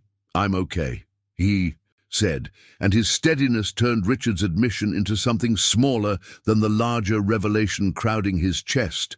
Courage doesn't need witness to be real. The boy had not saved him to change the story. He had done it because life asked, and he answered. The fire captain stepped through the bay door, radio crackling, helmet under his arm. "We've got a stop on it. Extension into the wall and a bit of the duct, but we caught it before it ran the attic. You'll have smoke damage and a long night." He glanced at Richard with the calm of a man whose job is to tell the truth without decoration. "You're lucky." He looked down at his clipboard. "Who's the child who got you downstairs?" Ethan started to shrink from the attention, and Sarah eased him a half-step behind her without hiding him. "My son," she said. The captain's eyes warmed but remained brisk. "Good instincts, kid. You kept him low and moving. That's what saves people." He tipped his chin to Marcus. "We'll walk you through what needs to happen next." The adults formed a quick, efficient knot of logistics, electric cut-offs, a board-up crew, contact for the investigator. The language of aftermath found its pace. Richard listened without contributing. A habit fought to reassert itself, solve, direct, control, and then recoiled because tonight he had not been the solver. He had been the solved problem. The mindset that had protected him for years, work harder, command louder, never blink first, sounded brittle in the glassy air.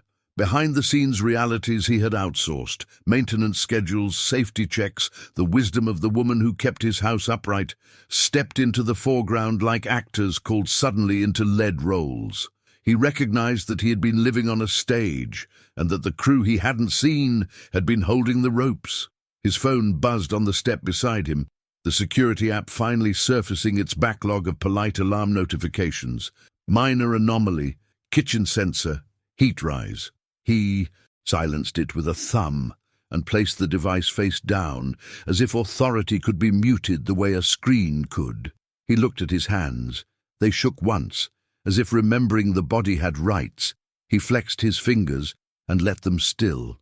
The blank spot inside him, where a ready script usually lived, forced him to look outward. "I need to say something," he tried again, now with the mask in his lap and none of the old props to lean on. He turned fully to Sarah, and it startled him that he had to work, to meet her eyes, the way you have to work to look into a light you don't deserve. "I humiliated your son." The simplicity helped. There was no cleverness to hide inside. "I humiliated you." And then he drew in a breath because the sentence refused to be rushed. "He gave me what I refused to give him. He gave me help." Ethan's expression didn't change to make the moment easy or hard. He let the man finish, respectful, as if listening to someone struggle with a foreign alphabet. Sarah's face remained composed, but in her eyes something softened. Not forgiveness, not yet, but a recognition that the clock had moved to a different hour. "You don't owe me," Sarah began, and Richard shook his head. "I owe you an apology," he said, and the word owed rolled in his chest with a new meaning, not a transaction but a repair. "And I owe your son a debt I can't pay with anything I know how to count." He paused. "I didn't see you, either of you." He considered that. "I didn't want to." The admission made the air thinner for a second. "That's the part I have to change, not the wording of the apology. The wanting." Ethan's fingers tightened around his mother's. He looked at Richard without fear, which felt like a radical reversal of the world's rules as Richard had written them. "You don't have to pay me," the boy said, trying to be helpful in the way children often are when adults get tangled. "You just have to listen to my mum." Sarah exhaled a breath that carried the day's weight, and a dash of relief. "He's serious," she said, a small smile passing like weather. "He thinks listening is a superpower."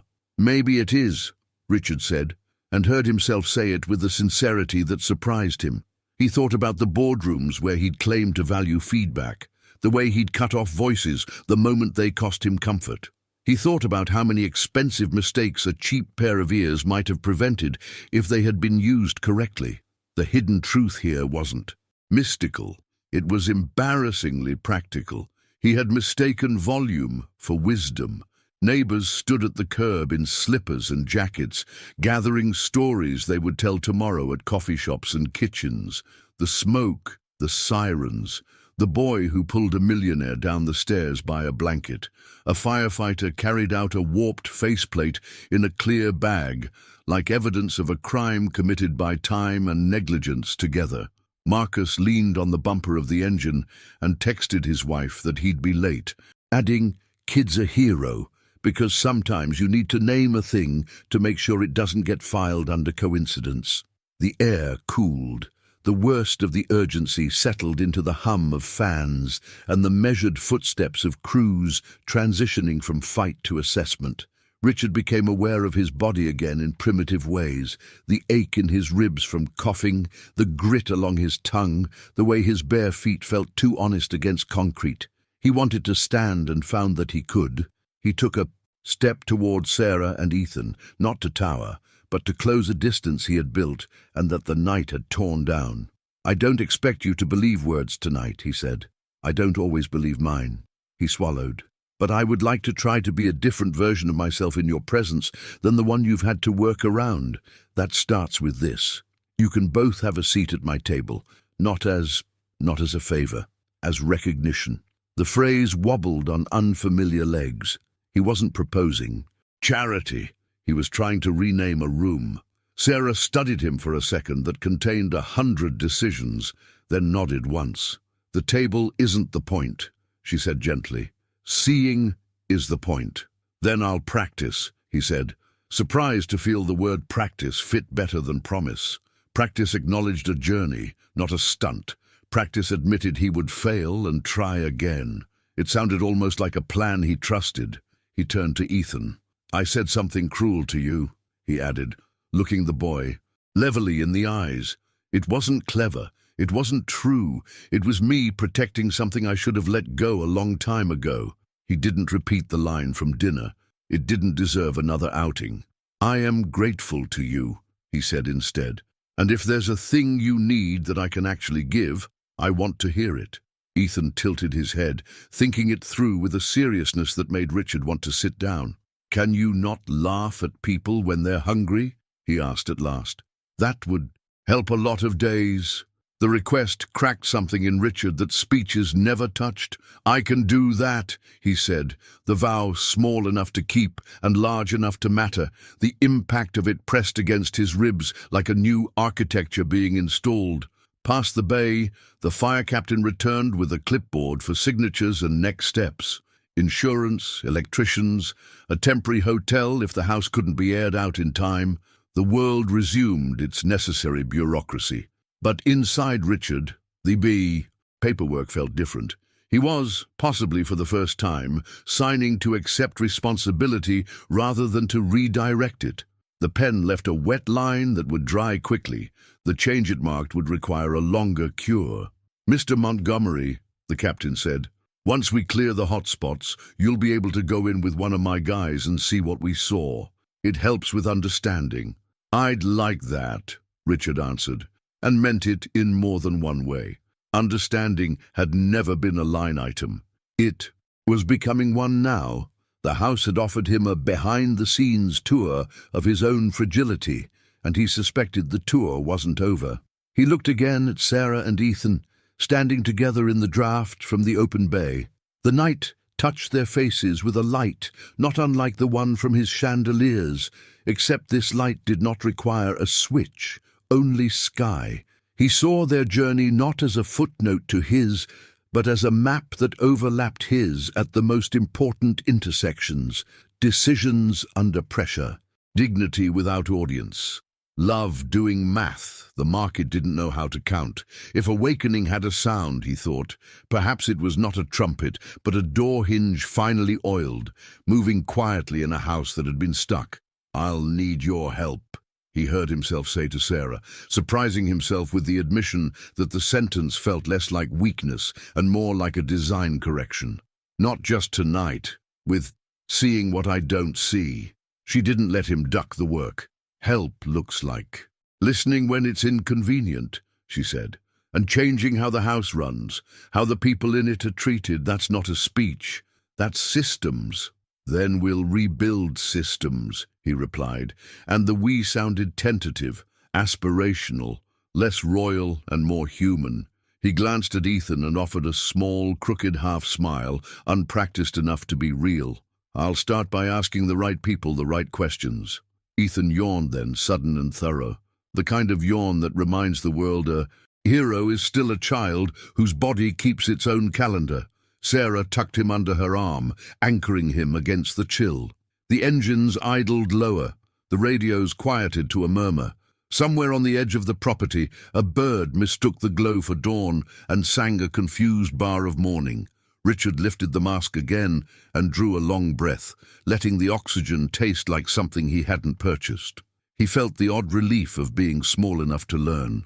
The house behind him would smell like char.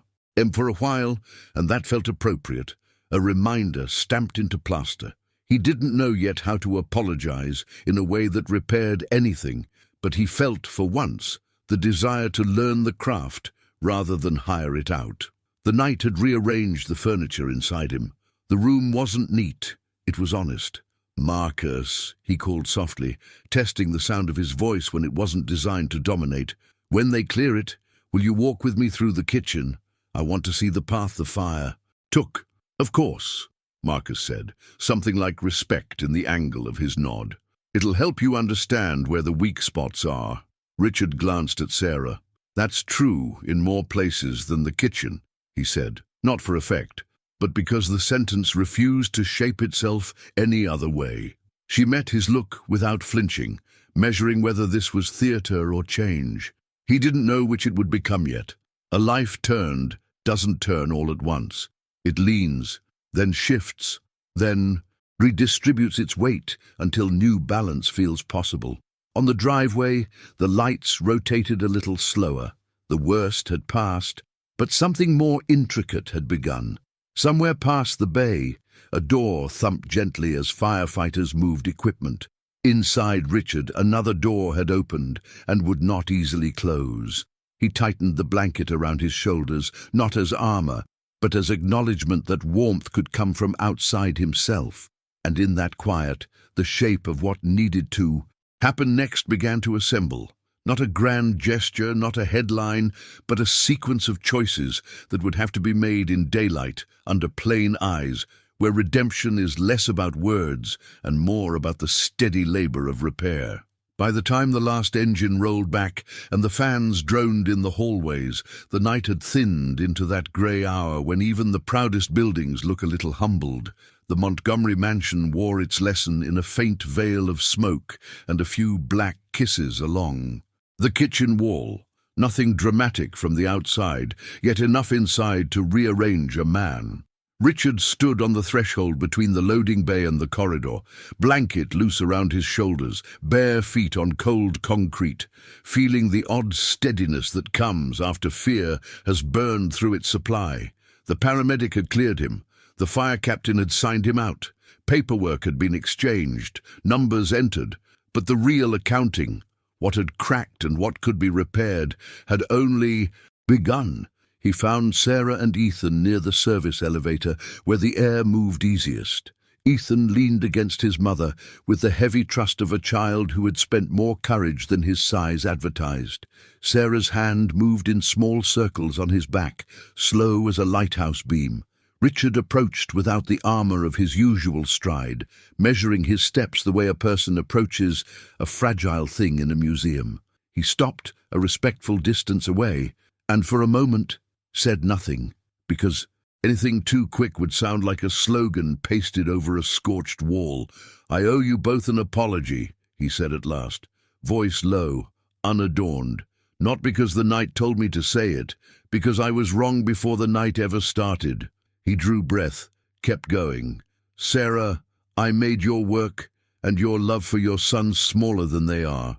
Ethan, I said something to you that no man should say to a child. I tried to turn a table into a throne, and you turned a hallway into a rescue. That's the ledger I have to face. Sarah didn't let the words do the whole job. She had lived long enough to know speeches are a beginning, not a cure. What do you want to do differently? She asked, the question simple and precise. It wasn't a dare, it was engineering. Richard surprised himself by not listing grand gestures. The mindset that had guarded him for years wanted a headline, a donation, a photo. But the hidden truth of the night nudged him towards something smaller and harder. I want to learn how this house actually runs, he said. The behind-the-scenes work I've never looked at. Safety, schedules, repairs that get delayed because I decide a painting matters more than a panel. I want to change systems, not moods. He glanced at Ethan and added, and I want to change what I reward. Not volume, not performance, character. Ethan studied him with a seriousness that made the apology feel both heavier and lighter. Can I say something? He asked. Please, Richard said. Don't be nice to us. Because you're scared, Ethan said, not unkindly. Be nice because it's right, even when nothing's on fire. That line slipped past every defense and found purchase. Richard nodded once. Even when nothing's on fire, he repeated, as if committing coordinates to memory. That's the promise. The first decisions were practical. Marcus radioed that the main floor was safe. The fire captain recommended opening windows to sweep out the smell before dawn. Richard, who had always let others orchestrate the invisible, walked the corridor with Sarah and propped doors himself. At each window, he felt the simple rightness of cool air moving on his face. He listened, to hinges, to the faint scrape of a warped vent, to Sarah pointing out the outlet that had failed and the extinguisher bracket left empty by a back order. That bracket, he said, touching the lonely screws, should have been my business. He didn't mean ownership, he meant attention. They reached the kitchen, the room that had held the night's worst, and now held a new quiet. A strip of the baseboard was charred. Soot dusted the floor like ash from a burnt letter. The refrigerator hummed with that apologetic tone machines make after a scare. Sarah stood with her hand on the prep table, steadying the part of herself that still trembled. Richard saw the map she carried in her head, the one he had ignored, because maps of labor tend not to be framed and hung. I can replace this wall tomorrow, he said, then caught himself. No, I can pay to replace this wall tomorrow. I can also make sure the people who keep it from happening again have what they need. He looked at Sarah. Will you walk me through a list? A real one? The unglamorous kind? She nodded. It's long, she said. It always is. Long is fine, he answered, and felt for the first time the relief of tasks that matter more than image. When the electrician arrived to cap the line, Richard was waiting. He asked questions he'd never have wasted. Breath on before, how load gets distributed, why old wires behave like tired knees, where heat hides before it shows itself. He didn't pretend to be an expert, he didn't perform, he learned. The revelations were not dramatic, they were incremental, and they made him strangely grateful. Wealth had insulated him from boredom, but in that insulation it had also kept him from useful detail. He began to suspect that humility's first gift is curiosity. As dawn pressed a pale stripe across the windows, Richard walked back to the service elevator and found Ethan awake again, sitting on an upturned milk crate with a mug of cocoa Sarah had conjured from a pantry that would always have more resourcefulness than inventory. The boy's eyelids drooped, but his expression was clear, like the sky after a hard storm. Richard sat on an empty crate across from him, the blankets slung around his shoulders, making him look less like a king and more like a patient. Can I ask you something? Richard said, testing the new habit. Okay, Ethan answered, both wary and open. What do you need from me that isn't money? Richard asked.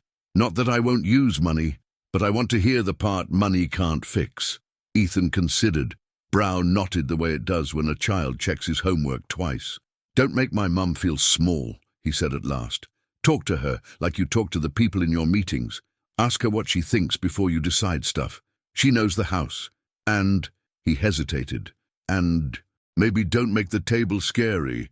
Richard swallowed. "I've made the table scary," he said. "It wasn't a question. I can unmake that, or try." Sarah stepped into the doorway and caught the tail of the conversation. "A table is just wood until someone decides who belongs," she said quietly. "You can decide new rules." "I will," Richard said, and surprised himself by not trying to make the line prettier. "New rules." He glanced at Ethan. "Do you like pancakes?" Ethan lit up in that honest, unstrategic way children do when the world offers them something simple and good. "Yes," he said, a little too fast. "A lot." "Then when the kitchen's clear and it's safe, we make pancakes," Richard said. "You pick the shape. I can follow instructions." Sarah smiled, the kind that didn't erase the night but answered it. "He's very particular about dinosaur shapes," she warned. "Then I'll learn dinosaurs," Richard said, and in that moment the vow felt less like cuteness and more like calibration. Precision in kindness isn't decorative, it's respect. They moved through the house together as the first true light arrived, checking rooms, opening blinds, letting the day establish its jurisdiction. Richard noticed details he used to blur. The careful way Sarah folded towels into thirds, the small list on the pantry door in her hand, Ethan's habit of tapping door jambs softly as if counting the bones of the house. The mansion, which had always been a set to him, became a set of systems with people inside them. The impact of that shift was not loud, but it was durable. Around 7, the restoration crew came with fans and deodorizers, with clipboards and kind patience. Richard signed what he needed to and deferred what he didn't understand, then turned back to Sarah. "The staff," he said. "Can you ask them to meet me in the dining room at 9? Not for a performance, for a plan." She held his gaze a second longer than comfort allowed, then nodded. "If it's a plan," she said, "we'll come." He wanted to ask for trust. He chose to earn it. "You'll set the agenda," he said. "I'll listen." Ethan tugged at his mother's sleeve. "Do I have to sleep, or can I help?" he asked. "You have to sleep," Sarah said, already steering him toward their room. "Your body did a lot of work." "I know," he said, and yawned like a small lion. "But I'm not sleepy." He was asleep 5 minutes later. Richard stood in the corridor a moment, looking at the closed door that hid the boy who had dragged him across a rug and into a new arithmetic. He felt gratitude, raw, unpracticed, large enough to make him clumsy. He walked to the dining room, the room that had been a stage the night before, and looked at the long table as if it were a complicated machine he had misused. He ran a hand along its edge. "Not a throne," he said under his breath. "A table." He gathered notepads and pens, set water glasses, made small, slightly uneven stacks the way people do when they're learning the etiquette of care. He adjusted chairs so that no one would be at the very end, alone. He pulled his own chair from the head and placed it along the side, level with the others. The small symbolism felt necessary. The larger work would follow. Systems, as Sarah had reminded him, not speeches. He found himself thinking of his father, of the sentences that had built him. Be a man, win, don't blink. He tried flipping them in his mind to see if they yielded anything better. Be a man became be a person. Win became serve. Don't blink became pay attention. The substitutions felt like a translation into a language he wished he had learned sooner. Outside, the day brightened. Inside, the house released the last of the night's smell, replacing it with the neutral hope of morning. Marcus checked the front cameras and nodded at Richard as if to say, "We got through the dark part." The electrician left a temporary plate over the repaired outlet, bright white against the old paint like a bandage, that asks for a story. At 9, the staff filed in. Housekeepers, a gardener, 2 cooks who had driven back early, the maintenance tech with tired eyes. Sarah sat near the middle. When Richard took a place beside her rather than above her, a few eyebrows lifted and then settled. He didn't clear his throat, he didn't tap a glass. He just spoke. "I'm grateful you're here," he began. "I'm sorry for the ways I've made this house harder than it needed to be. I didn't value the work that protects. Everyone who walks through this door. That changes now. I'm going to get things wrong while I learn, but I am going to learn. He turned slightly. Sarah will run this meeting. We'll build a safety and respect plan. We'll put dates on things. We'll fund what we decide matters. And if I forget myself, I expect to be reminded. Out loud. The room didn't applaud. It didn't need to. Pens lifted. Spines eased. The cook raised a hand with a list of aging appliances. The maintenance tech outlined a schedule that wasn't glamorous, but would keep outlets from becoming stories. The gardener asked for a safer fuel storage cabinet.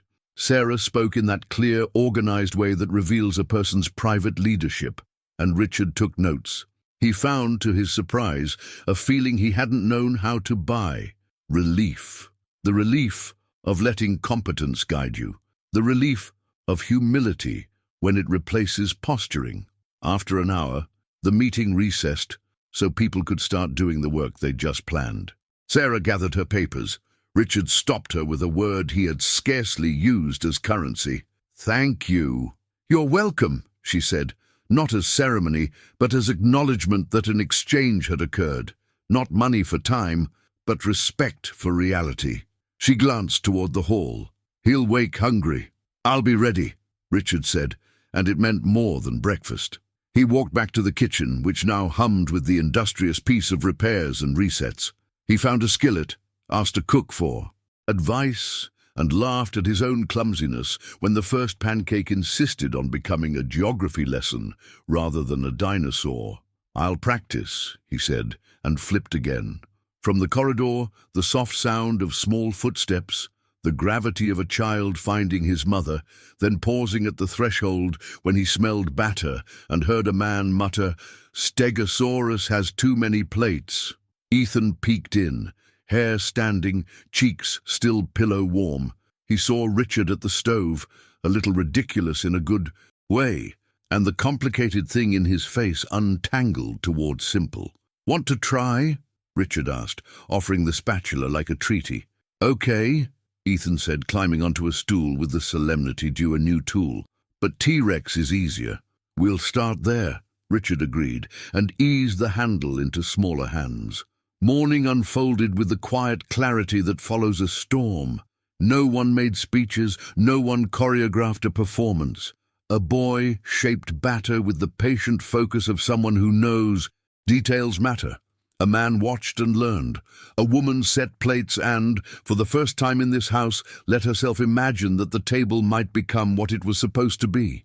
Transformation rarely announces itself. It accumulates. New rules, different chairs, warmer air, a conversation that makes space rather than steals it. And in that slow work, the next choice began to form, not a grand finale, but the next honest step waiting at the edge of the room, asking to be taken. The smell of pancakes drifted through the kitchen, mixing with the faint trace of smoke still clinging to the mansion's walls. Sunlight poured through the tall windows now, softening the marble and gold edges that only the night before had seemed so cold and untouchable. The house itself felt different, as though it had exhaled after holding its breath too long. For the first time in years, laughter rose from the kitchen, not the sharp, rehearsed laughter of adults trading power, but the light, unforced giggle of a boy flipping a pancake into something that looked more like a cloud than a dinosaur. Richard stood nearby, his sleeves rolled clumsily, spatula in hand, awkward but present. He wasn't issuing orders or measuring outcomes. He was simply there, watching Ethan try, failing alongside him and learning. The millionaire who once mocked the boy for daring to ask for food now leaned in close when Ethan explained why the pan needed to be hotter, nodding as if the child were the teacher. Sarah, leaning against the counter, witnessed it quietly, her eyes carrying the weight of someone who had longed for dignity in this house and was finally seeing it begin to take shape. It wasn't a perfect morning. The mansion still bore scars, the staff still had doubts, and Richard's habits of arrogance would not vanish overnight. But something had shifted. There was no script, no carefully staged performance, just a man trying to practice humility. A woman finally allowed her voice, and a boy who had proven that courage doesn't wait for permission. The impact of that night was written not in grand gestures, but in the small decisions that followed. A chair moved from the head of the table, a pancake shaped by tiny hands, a man who asked instead of assumed. As the hours passed, Richard caught himself remembering his own words from the dinner table, words that now felt like ash in his mouth. A seat at my table is worth more than your whole life. He looked at Ethan, sitting on a stool too big for him, and understood with a clarity that unsettled him that his own life had been saved by the very person he had tried to make invisible. Shame still burned in him, but alongside it was something else. Gratitude, sharp and undeniable. He felt it in the way he noticed the tilt of Sarah's smile, in the way he recognized Ethan's quiet confidence, in the way the mansion's silence no longer belonged to arrogance, but to possibility. The staff noticed too. When they passed through the kitchen, they found their employer at the stove, listening rather than commanding, and it unsettled them in the best way. Behind the scenes, conversations began. Maybe he's changing. Maybe the fire did what nothing else could. The revelation traveled faster than smoke, reshaping the mindset of everyone who worked under that roof. They saw not just a man in recovery, but a house in transformation. Later, as Ethan carried his dinosaur-shaped pancake proudly to the table, Richard pulled out a chair for him. An action so small it might have gone unnoticed in any other house, but here it carried the weight of an apology and the promise of new rules. Ethan grinned. Sarah sat down beside him, and the three of them shared a breakfast that felt less like service and more like family. The lesson was not written in fire or stone, but in syrup and laughter, in humility learned one bite at a time.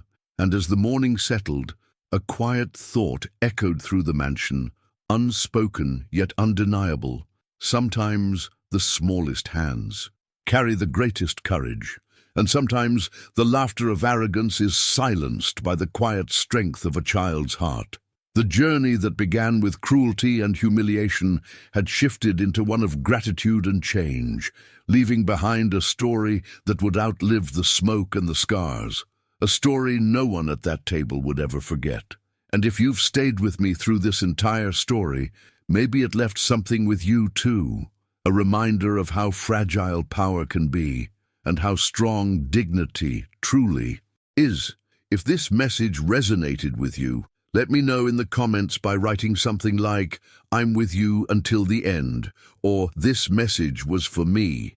I always enjoy reading how these stories connect with you, and if you felt the weight of this journey, a simple like on this video helps carry it further, reaching others who might need the same reflection today. Of course, if you'd like to keep walking with me through stories that challenge pride and celebrate quiet courage, subscribing is the best way to stay close. This space is built for you. And before you go, don't stop here. There's a video right beside this one that continues exploring these themes of transformation and hidden strength. Click and join me there, and let's keep the conversation flowing together.